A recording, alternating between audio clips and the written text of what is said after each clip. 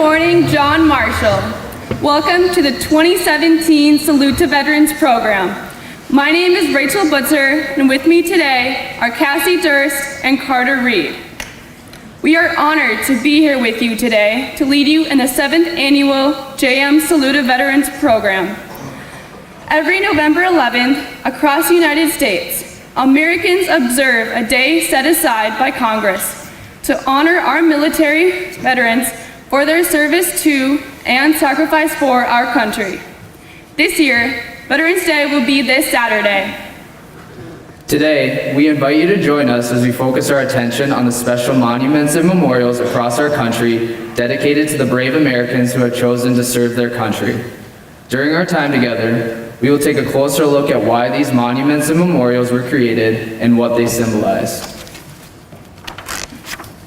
Before we proceed further with our Salute to Veterans program, we would like to give a warm rocket welcome to today's special guests. Veterans, active duty military, reserve, ROTC, and National Guard members, many of whom are John Marshall graduates. We're so glad you're here. Welcome.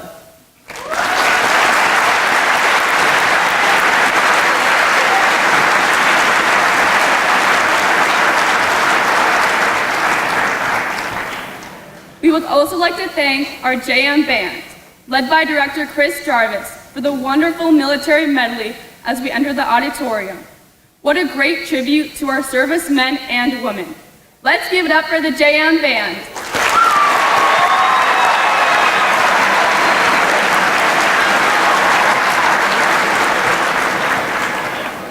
It is also a great honor to have retired Marine Chief Warrant Officer Jim Smith with us today from Cottage Grove, Minnesota.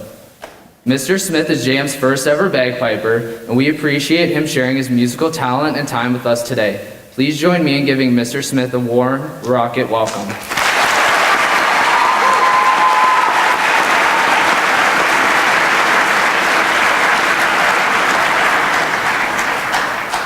In the time-honored tradition of all programs where military veterans are recognized, a military honor guard posts the colors.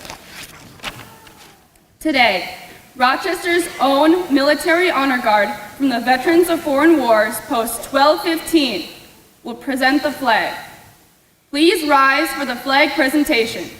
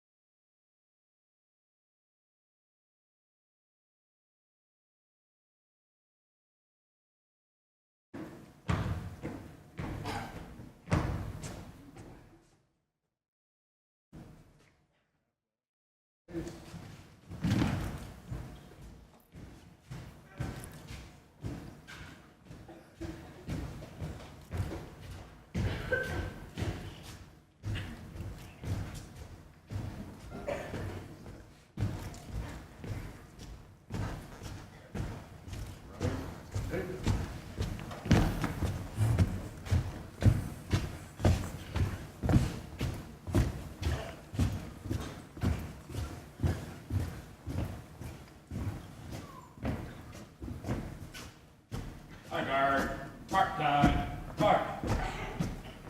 Honor guard, hold. Right, move. Prepare to post the colors.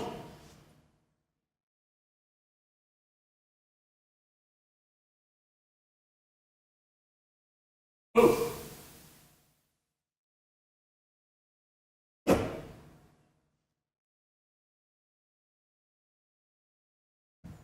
Present. Arms.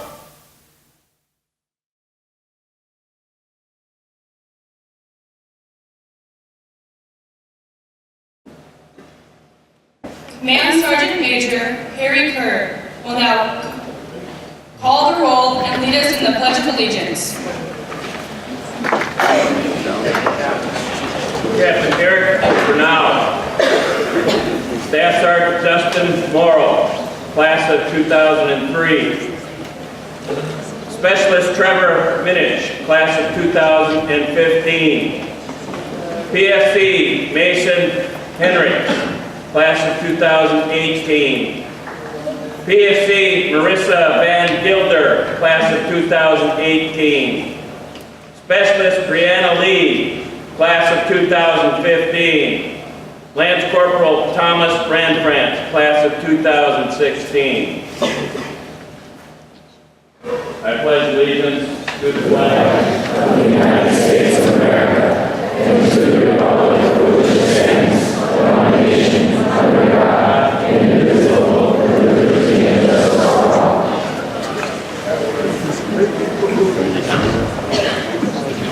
The JM Choir, led by Mr. Ryan Evans, will now lead us in singing the national anthem.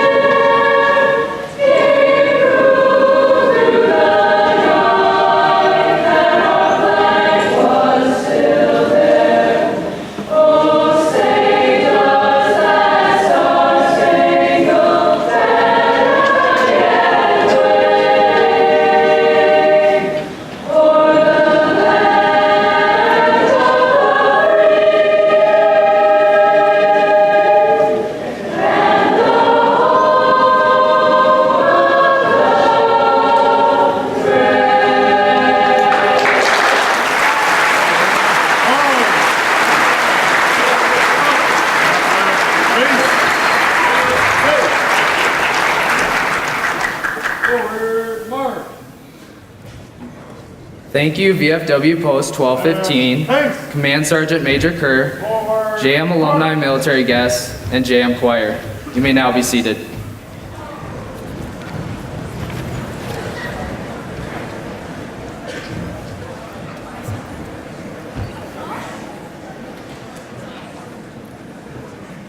We begin our program today with a special welcome recorded by 2017 John Marshall graduates just prior to graduation and before they left to begin their military service.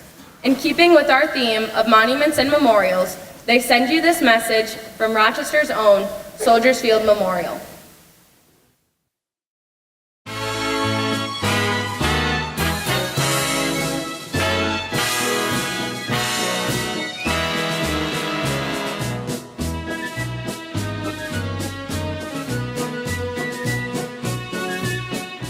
Hello, John Marshall, and welcome to the 2017 Salute to Veterans program.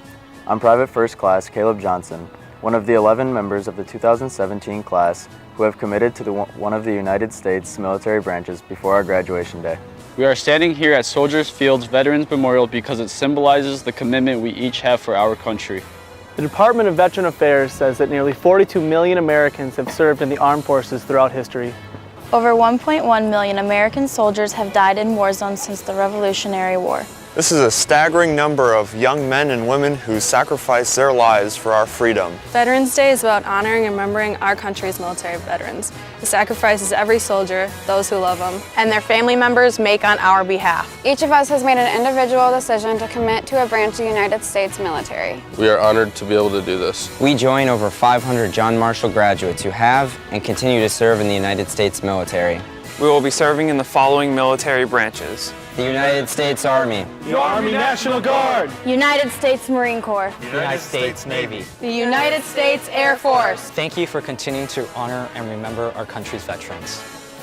Go Rockets! Hoorah!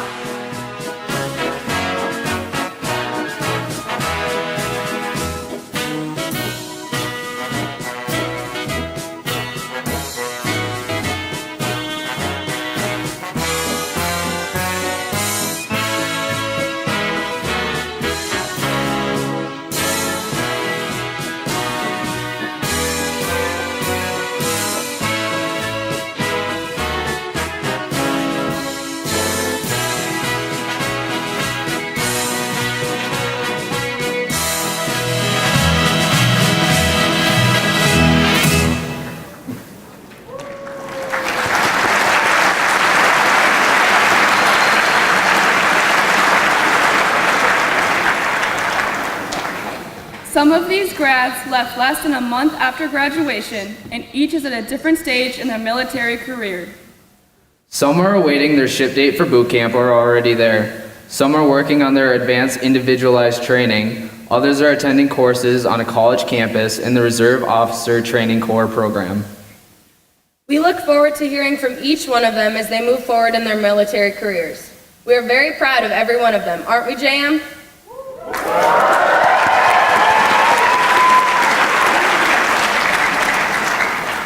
For those of you who may not know, the Command Sergeant Major's 30-year military career began in 1969 as a corporal in the United States Marine Corps.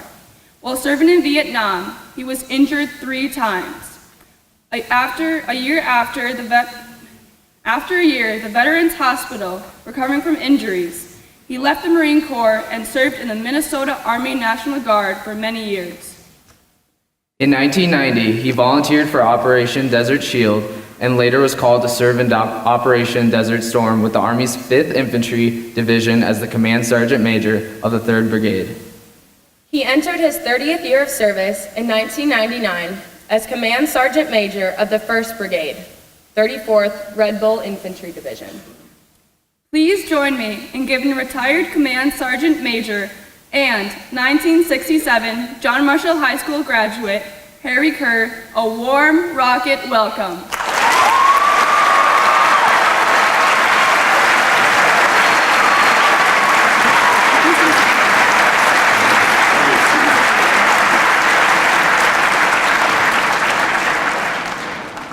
It's been 7 years since this program got started, and it's just a beautiful program to show the talent of John Marshall. It was just a month ago that my wife and I, Cindy, were classmates of 1967, where we sat in those chairs about 50 years ago. In fact, I think it was row 12, seat number 10, and if you look on the seat back in front of you, I think I carved her initials. So a month ago, we sat around, and it was John Marshall, Mayo High School, and Lourdes 50th reunion. We remembered the 7 that we had lost between the 3 schools in Vietnam. And we remembered all of those that we had lost classmates since then. In 50 years, don't guess what you should have done. Don't guess who you should have become. You all have the opportunity to become who you want to be, not what somebody else wants you to be. So go out there, grab that ring, and go for it, and don't regret it.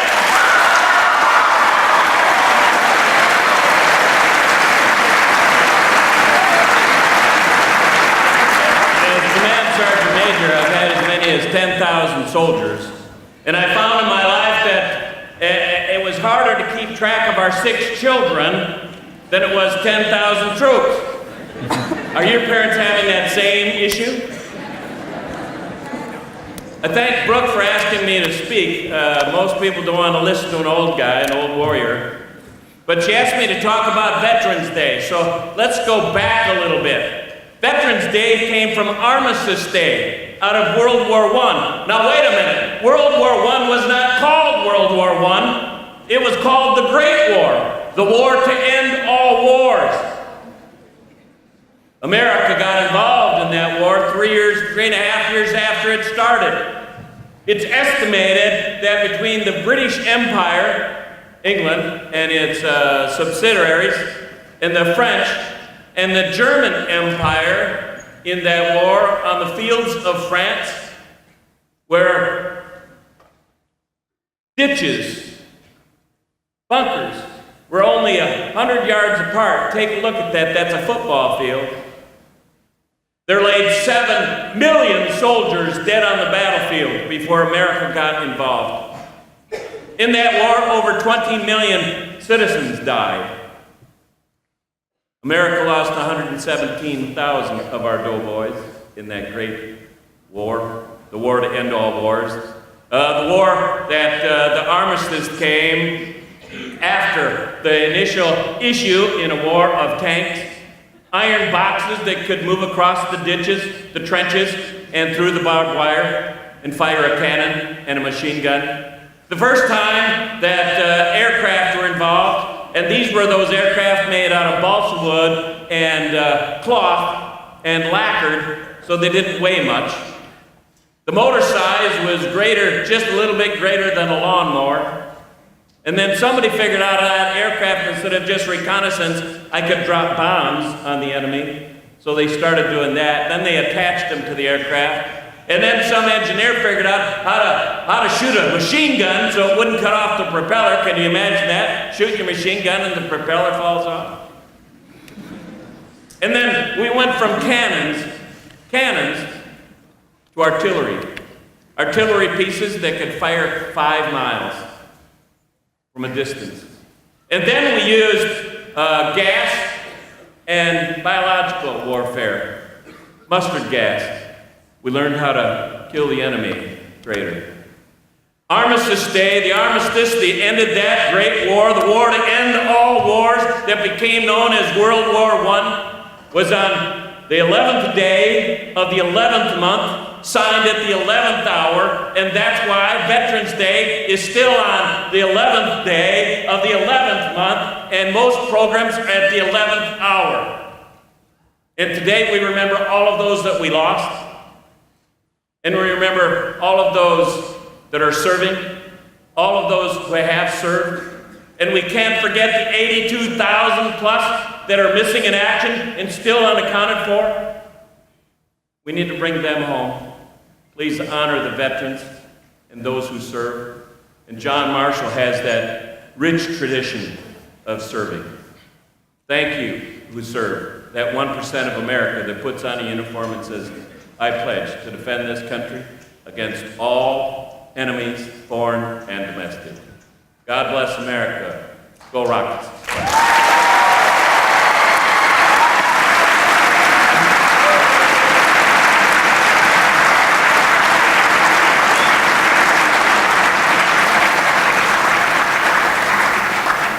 Thank you, Command Sergeant Major, for your powerful message.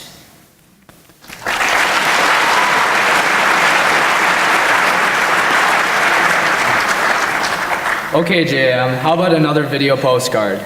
It is my honor to introduce to you a 2014 JM grad, my sister, Specialist Kylie Reed.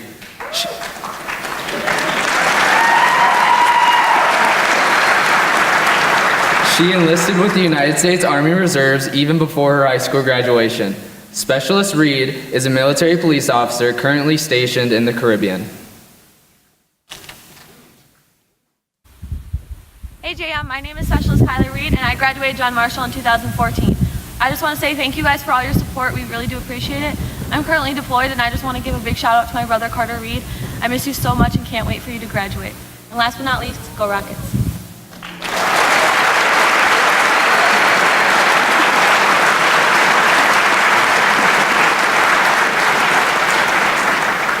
Let's hear it for Specialist Kylie Reed and her family. They're in our audience today.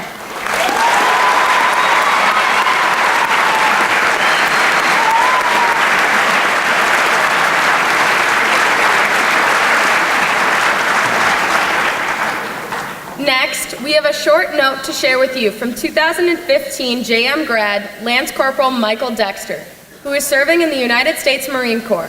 Just a few months after graduating from John Marshall, Lance Corporal Dexter graduated from boot camp in January 2016 and went straight to Marine combat training.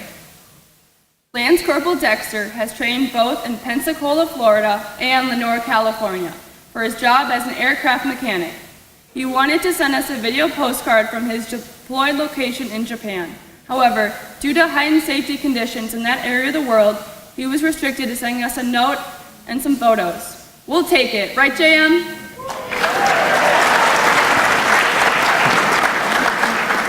Lance Corporal Dexter writes, "Hey JM, I've been stationed on my base in Japan since September 2016, where I work as an aircraft mechanic for fighter jets. Anything related to the hydraulics on the aircraft, I can fix. It's a pretty cool job. Veterans Day has always meant a lot to me because my grandpa, dad, and my brother are all Marines, so I guess my military service as a Marine is kind of a family tradition. I want to thank all of you there at JM for honoring and remembering those of us who are serving in the United States military. It means so much. I have about a year left of my deployment, so maybe I'll be able to make it to JM for next year's Salute to Veterans program. Until then, go Rockets."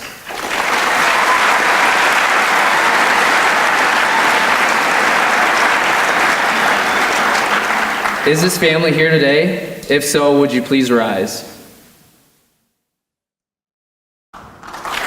Give it up for Lance Corporal Dexter.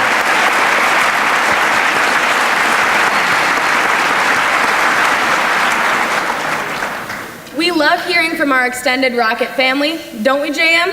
Let's keep this momentum going with one more video postcard from Private Devin Dickinson, United States Army. He is currently stationed at Fort Drum in New York and is the older brother of senior Tanner Dickinson and sophomore Brant Dickinson. Let's see what he has to say. Hey JM, I'm PV2 Devin Dixon and I graduated from John Marshall in 2016. And here I am as an infantryman at Fort Drum in New York, which is a beautiful place. The support John Marshall High School gives to the military veterans is so incredible and it means a lot to me. I enlisted in the United States Army even before I graduated from JM. I headed off to boot camp just months after graduating and I did AIT with my boot camp back to back. Being part of the Army has given me plenty of opportunities to work as a team, defend this great nation, and soon I'll be able to go see parts of the world that I never thought I'd be able to. And I am proud to be an American soldier. I want to give a shout out to all the teachers that helped me get to where I am today, and some of the friends that are still back there in high school suffering. And another very special shout out to my little brothers, Tanner and Brant. I'll see you guys soon.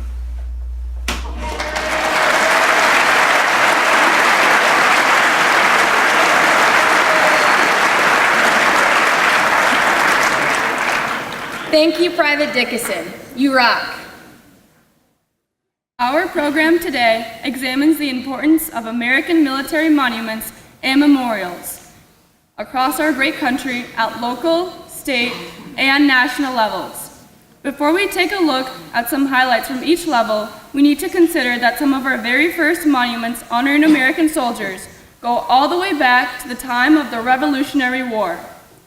For example, famed American poet Ralph Waldo Emerson wrote a special poem in 1836 entitled Concord Hymn. Read at the 1837 dedication of the special monument in Concord, Massachusetts, it honored those Minutemen in the Continental Army who died at the Battle of Concord on April 19, 1775.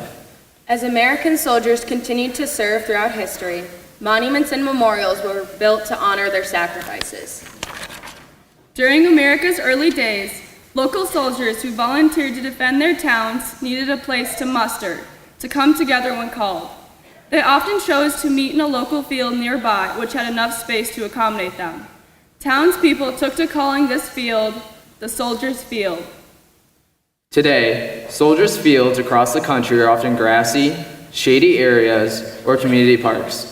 No longer used for soldiers to muster, they are now a place where communities honor their military veterans with monuments and memorials. These come in a variety of forms: bronze plaques, stone and marble statues, engraved walls, living memorials of trees and plants, and even military items such as airplanes, tanks, and cannons.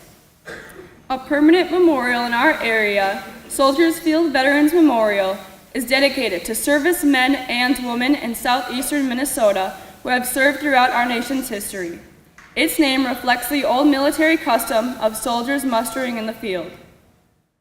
The idea of Rochester's very own Soldiers Field Veterans Memorial began with a group of veterans in 1995. Command Sergeant Major Harry Kerr, whom you just met, was part of that group. They formed a committee to design and install a memorial where visitors could read the names of local veterans and soldiers who served their country, many of whom gave their lives in its defense. Designed by architect Leslie Rivas and built on 2.5 acres set aside by Rochester City Council and Park Department, the memorial was also meant to educate visitors on the various wars America participated over its long history. The vision: to create 3 core sections to the Soldiers Field Veterans Memorial. First, Rivas created a wall of remembrance. With its black, curving, somber granite walls, it would have enough space to engrave the names of up to 4,000 soldiers. Next, Rivas designed a walk of remembrance. This walkway would be made from pavers with the soldier's name, military branch, and conflict, or year served. Finally, Rivas imagined a pictorial history of America's conflicts, which would be engraved upon gray, curved granite walls of the memorial. It should be noted that this memorial was completely funded by local donations and by those who feel a special connection to southeastern Minnesota. No federal or state dollars were ever used to help pay for it. Today, there are over 3,000 names engraved on the wall and 6,000 some pavers honoring the service of our local soldiers in the following conflicts: the Civil War, the Spanish-American War, World War I, World War II, Korea, Vietnam, and the Gulf War. In addition, other monuments and memorials have been donated to our Soldiers Field Veterans Memorial. For example, a bench, donated by the VFW in memory of those who lost their lives on September 11, 2001, at the World Trade Center and Pentagon. And another bench, for the heroes of Flight 93, which crashed in Pennsylvania. A statue of a grieving widow and child. 2 benches, each donated by the VFW and Ladies Auxiliary Post 1215. One dedicated to the New York City Police, Fire, and Emergency Services for September 11, 2001, and a second to those who perished on Flights 11, 175, and 77. The Angels of Caring statue, dedicated to those who have cared for our wounded and dying throughout history. A bench, donated to future generations who will choose to rise when their nation calls. In addition, living memorials have also been donated. Many beautiful trees at Soldiers Field Veterans Memorial were donated by the Masonic fraternity to provide a place of calm beauty. Soldiers Field Veterans Memorial and others like it around the country provide a place for people to honor and remember those who have served, either quietly and privately or by attending services during Memorial Day, Veterans Day, or other special days our community highlights military service. We know that many JM families have a connection to Soldiers Field Veterans Memorial. If you are sitting in our audience today and are one of these families, will you please rise?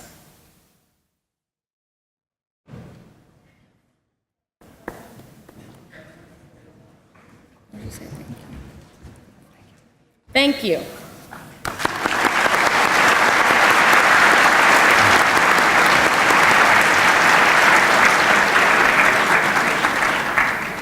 There's another local memorial we'd like to show you.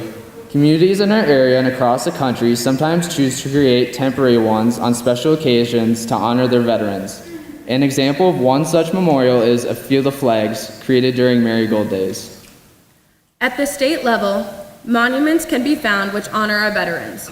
Although some are located on military bases and may not always be open to public viewing, there are others which you may visit. Most often, our state monuments memorialize those who have served in the Minnesota Army National Guard. Each state is responsible for training its own guard, but it is important to note that these service men and women can be called to duty by either state or federal government officials. Many have served overseas. As noted by Tom Gresham, the presence of National Guard units in each state provides governors with a critical tool. allowing them to call on their units at their discretion to provide aid and support when other state resources are insufficient. Our Minnesota Army National Guard is well known around the country, in part because of the famous Red Bull 34th Infantry Division. Deployed in battle since World War I, and the very first American division to deploy during World War II, they continue to respond to our nation's call in places like Kuwait, Iraq, and Afghanistan. A veterans group known nationally as the Freedom Walk of America has recently submitted plans for a memorial to the Red Bull 34th Infantry Division in Rosemont, Minnesota. Its goal is to highlight the veterans who have served and the freedoms that we enjoy as Americans.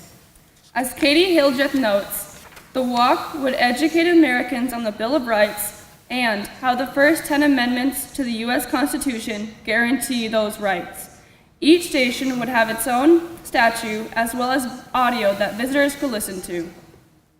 The second part of the walk could serve as a pathway to honor veterans. City officials are currently looking at Rosemont Central Park and the Coke Trail as a spot for the memorial.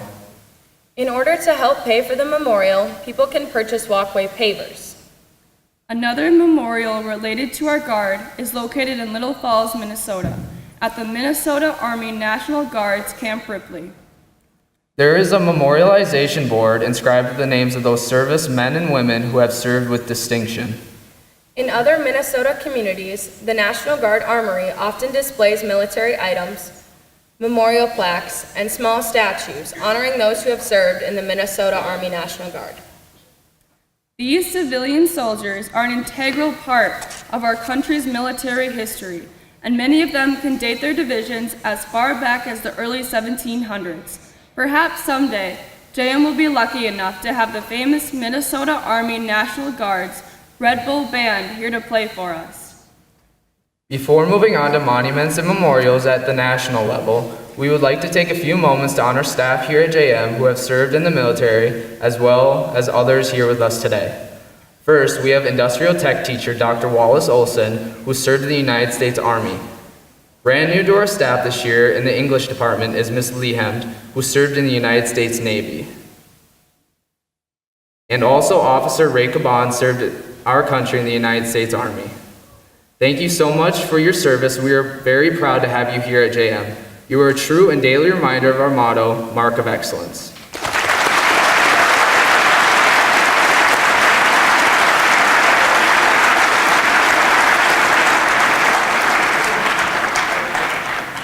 We would now like to recognize all members of the military who are here today as our guests.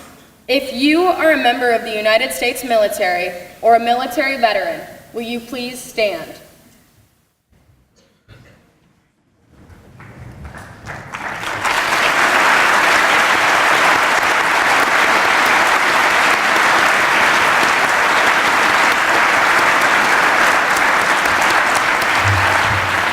Thank you for your service. One part of honoring military veterans includes recognizing all the people who are doing what is commonly known as secondary enlistment. When someone you know or love serves our country, it often feels like you are serving right along with them. This includes family, friends, neighbors, employers, and coworkers. Many lives are impacted and altered while that soldier is deployed.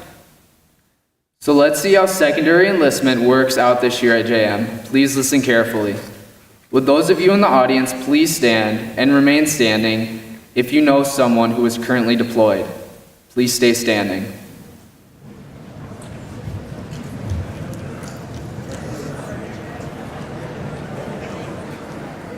Now, would those of you please stand and remain standing if you know someone who has, in the past, or will, in the future, deploy?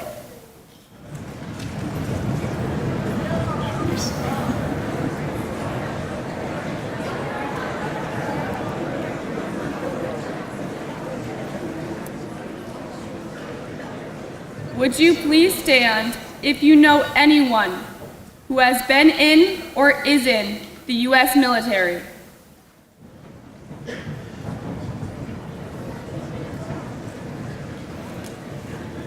Now, look around. Is it not amazing how many people in our school are connected to the U.S. military? Please recognize and honor our classmates and friends. You may now be seated.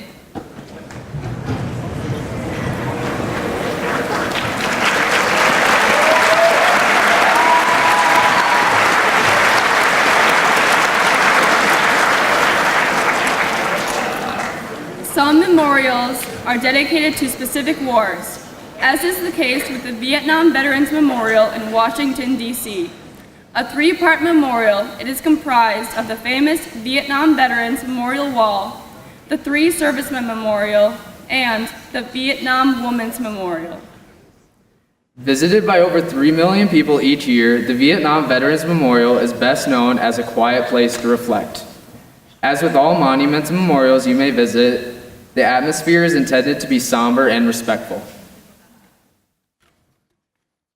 Finally, one place you may wish to visit in order to pay your respects to America's veterans is a cemetery.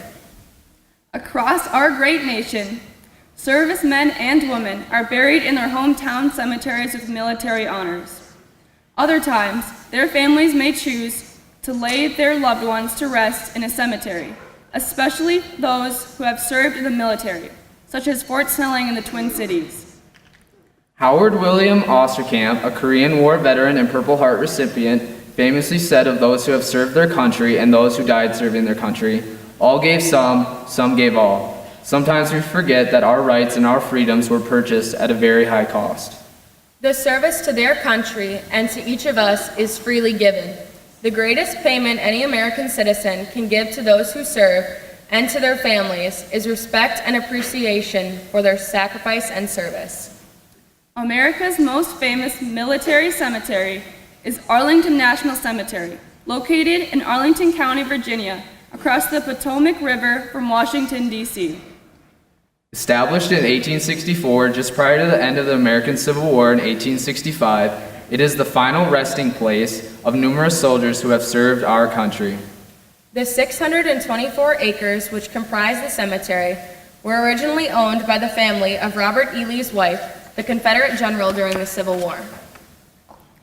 After much dispute with the Lee family after the war, the land remained in the U.S. government's possession, and control over the cemetery was turned over to the Department of Defense and the United States Army. Since the Civil War era, the design of the classic military headstone has undergone many transformations. Although first made of wood, the headstones are now made of white marble. The vast sea of white marble headstones has been described as overwhelming. At other military cemeteries, such as Pearl Harbor, bronze plaques are set into the grass, and they mark the resting place of a soldier. Regardless of type, the inscription includes the name of the deceased, state, rank, organization, dates of death, and religious emblem above the inscription. At Arlington National Cemetery, there is one section reserved for veterans who died in Iraq and Afghanistan.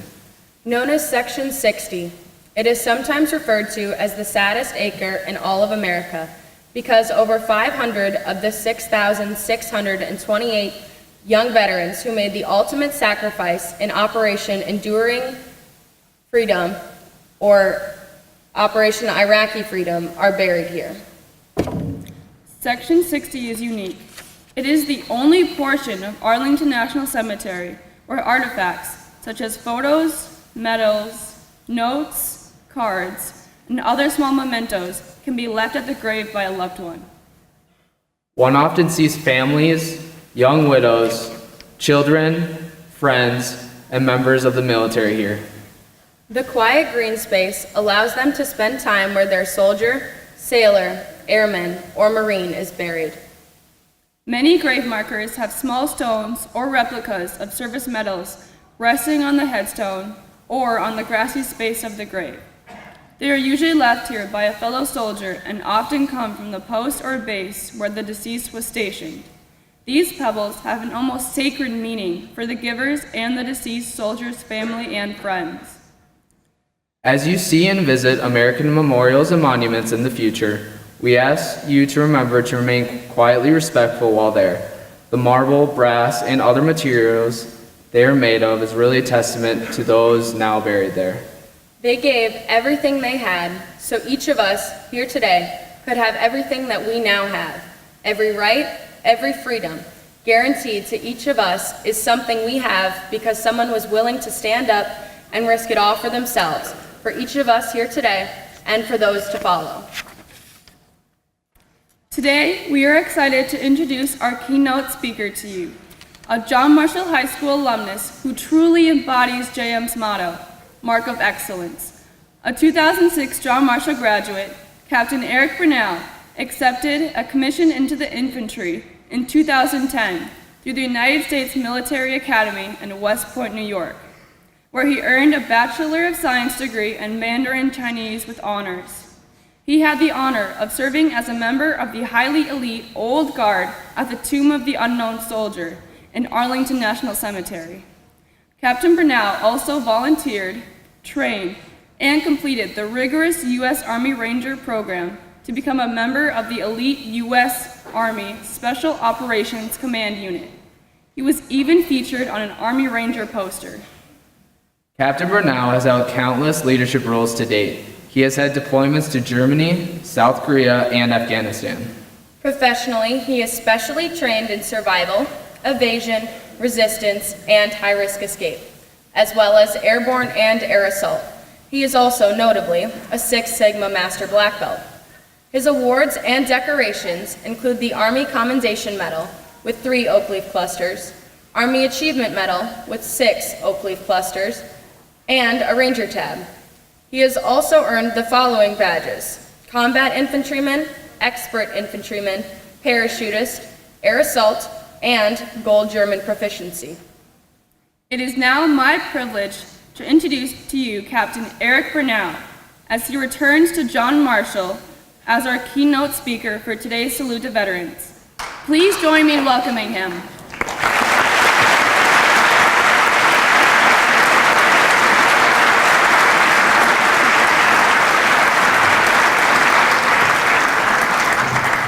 Thank you. I apologize if I sniffle a little bit. I live in San Diego now, so my Minnesota blood's kind of getting soft, and coming back here is making me a little more likely to get sick from the weather here. Also, I feel like it's kind of set up for failure here after you follow Command Sergeant Major Kerr in that speech. I feel kind of like it's like following Adele during karaoke, but I'll do my best to follow that one up there. And first of all, I'd like to thank JAM for the invitation to speak to all of you, and thank the Rochester branch of the Disabled Veterans of America for sponsoring my trip and all the work they do for our community. Please join me in giving them a round of applause.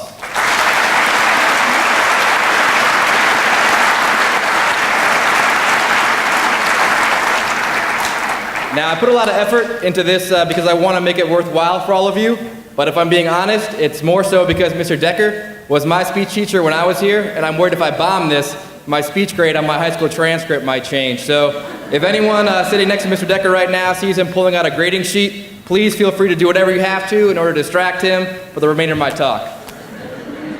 Also, I haven't forgotten what it feels like to be you sitting in those seats. For those of you wondering, I'll be done in 12 minutes or less. Also, I'm a visual learner, so I'm going to keep using pictures throughout my speech to keep engaging and hopefully earn myself bonus points with Mr. Decker's grade sheet. So as mentioned in my introduction, one of my prior assignments was as a member of the Old Guard in Arlington National Cemetery, located just outside Washington, D.C. And while I'm no expert, I'd like to share with you a few of my experiences I had while serving in that unit.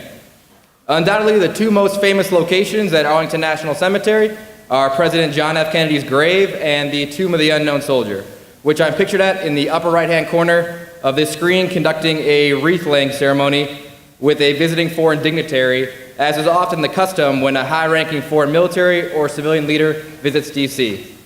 Interesting fact, and a point of pride for the guards of the Tomb of the Unknown Soldier, which are known as sentinels, is that it's been guarded non-stop since 1937, which, yes, is just a few years prior to when Principal Lindbergh was born. So it's a pretty impressive trait for them to have.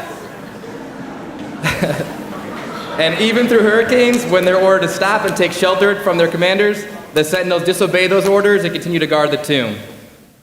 Additionally, though well less known outside the military community, as was mentioned earlier, Section 60, shown in the picture in the bottom of the slide, is the most emotionally powerful location to visit. And sadly, I participated in many memorial ceremonies in this section. While members of the Old Guard maintain absolute bearing and discipline for all funerals, the atmosphere around a Section 60 funeral is unlike any other. The logistics behind most funerals at Arlington National Cemetery take a few weeks, and the deceased have generally had a very full life, so when we conduct a funeral, the family has had a few weeks to grieve, and they see the funeral as more of a celebration of their loved ones' lives and a proud moment for their family. So they're often more accepting of the passing. Funerals in Section 60, however, are a completely different affair. Those funerals occur as soon as possible, and as an officer, I would often be the one to present the flag to the next of kin, as the officer shown in the picture in the above center is doing.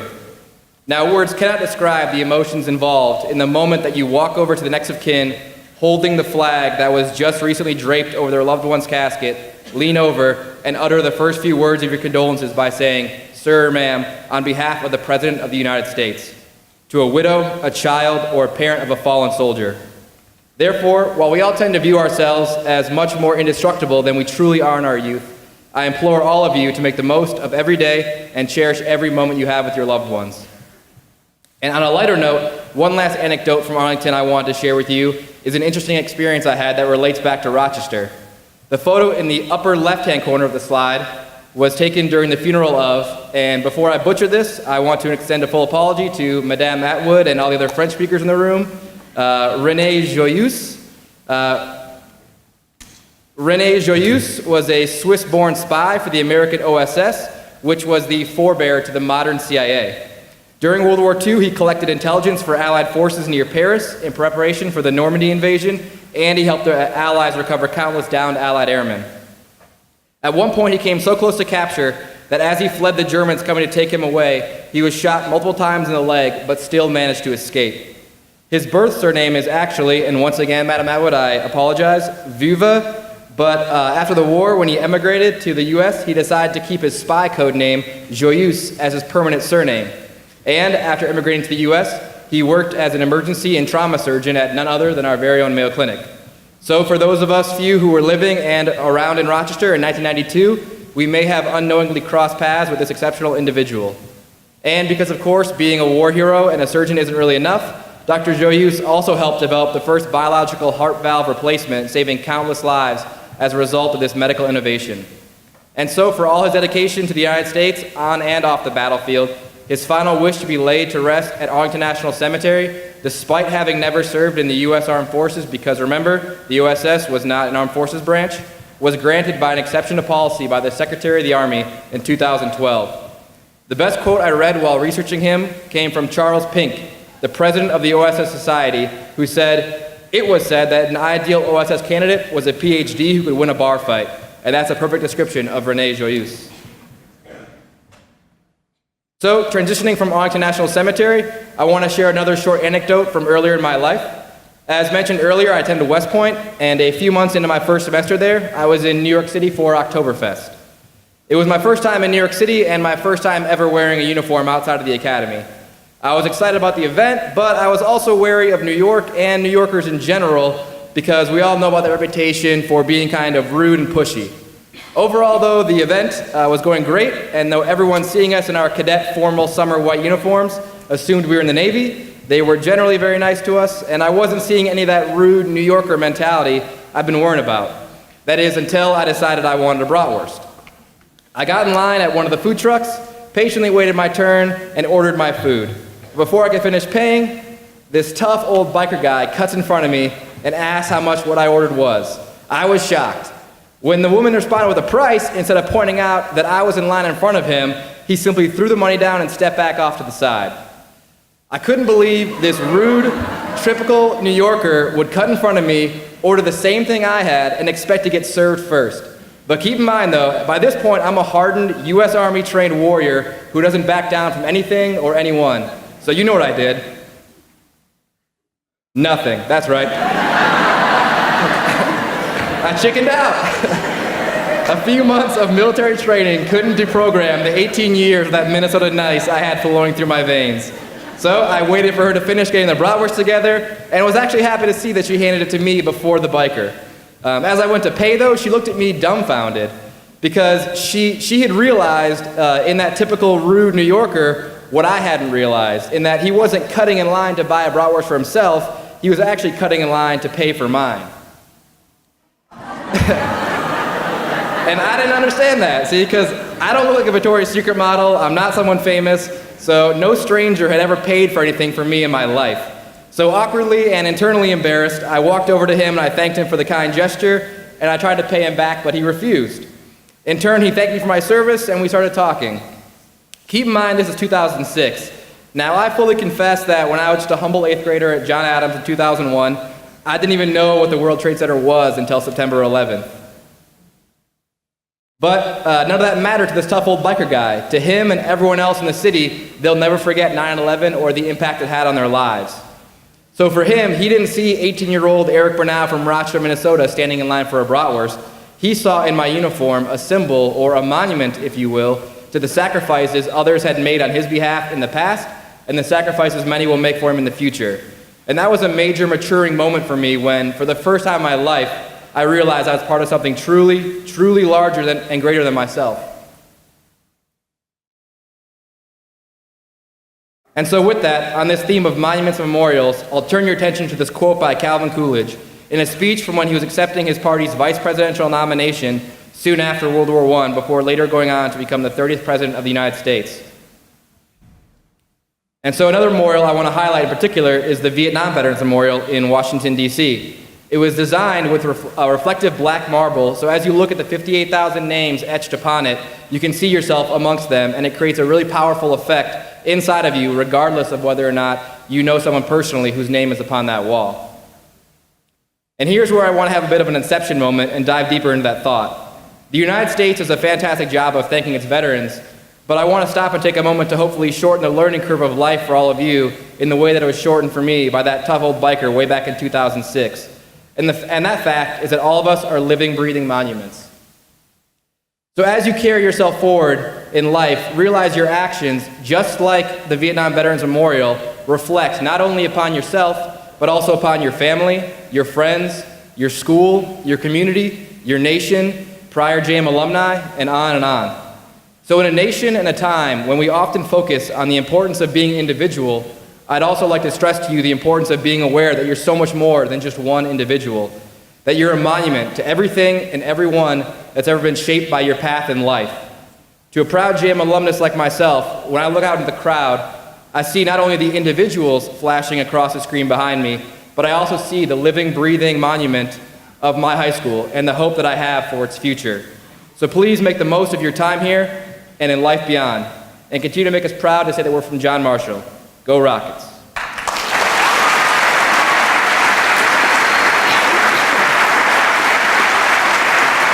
Also, just in case Mr. Decker is about to give me a failing grade for plagiarism for using photos from the internet, I've attached my works cited here to protect myself. Thank you.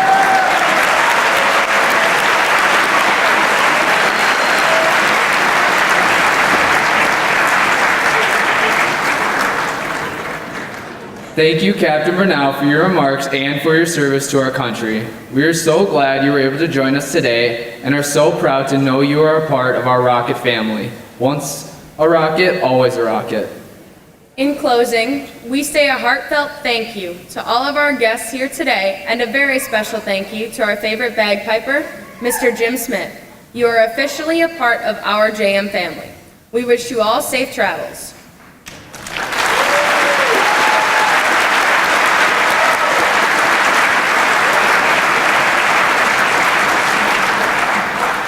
We would also like to recognize and extend a special thank you to Rochester's branch of Disabled American Veterans for supporting our program today, as well as those individuals now listed on the screen who contributed their time and talents to making this 2017 Salute to Veterans program possible.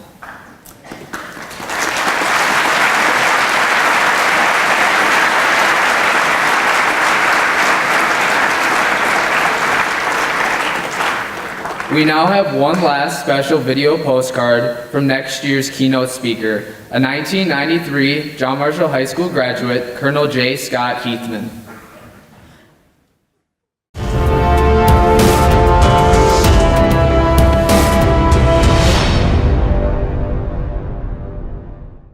Greetings, John Marshall High School, Principal Lindbergh, fellow veterans and distinguished guests. Thank you for letting me invade your time here on Veterans Day.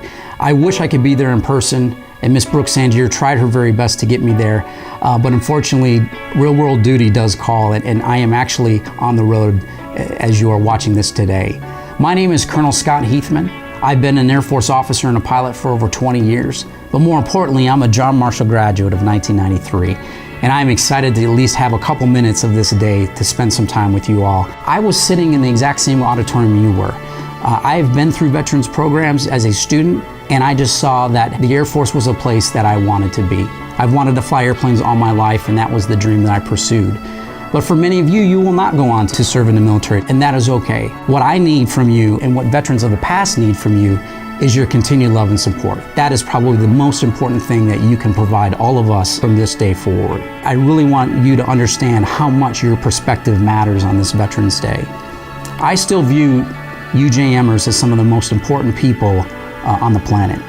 You may not all agree with how and why we go to war, why our nation decides to go to war, but what you should understand is that when our civilian leader says it's time to go, all of us are ready to go. We've been ready to go for many, many years, and that's the bond that veterans have.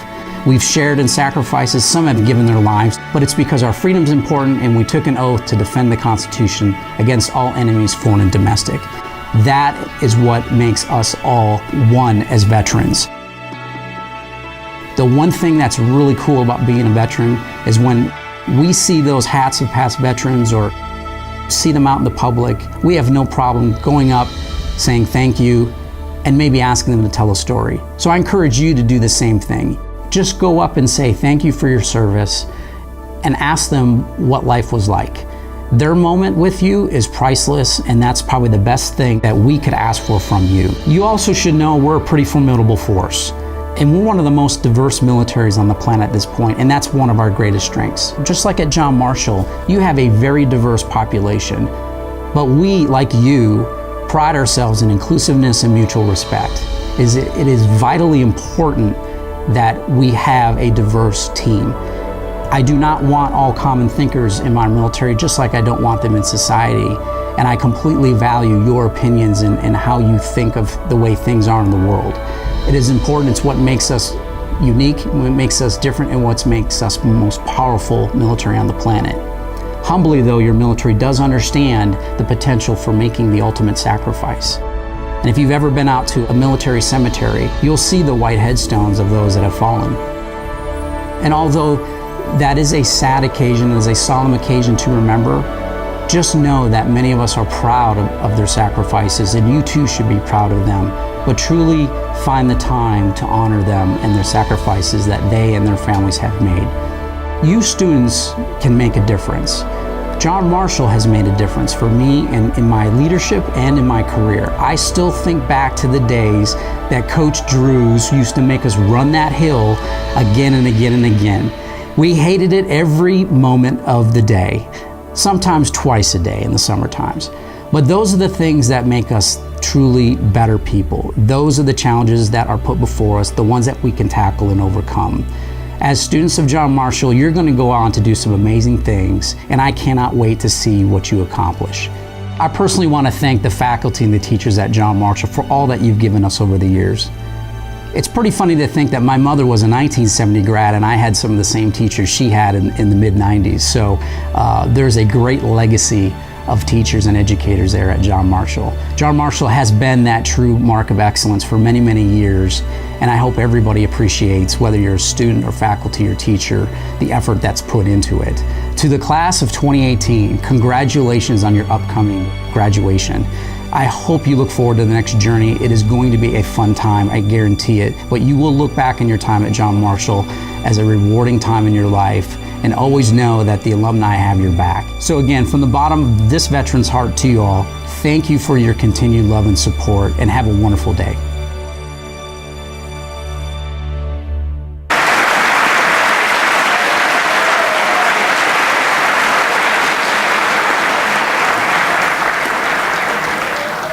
Thank you, Colonel Heathman. It will be an honor to have you at JM next year.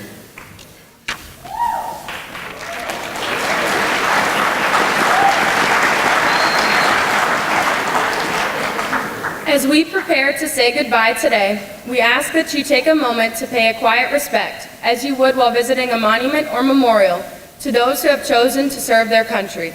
Mr. Smith will now play one of his favorite military songs, Highland Cathedral.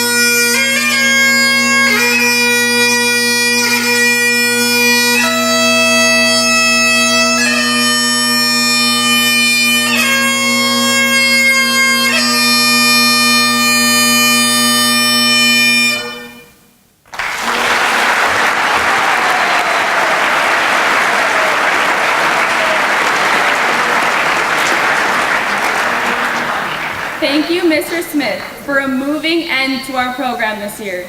And thank you, Rockets, for being so respectful.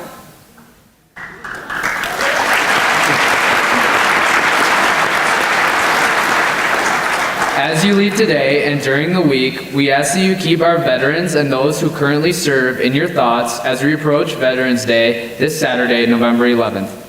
We encourage you to say thank you, shake their hand, and let them know you appreciate them and their service to our country. That's it. See you all next year. Go Rockets. Take it away, Mr. Jarvis.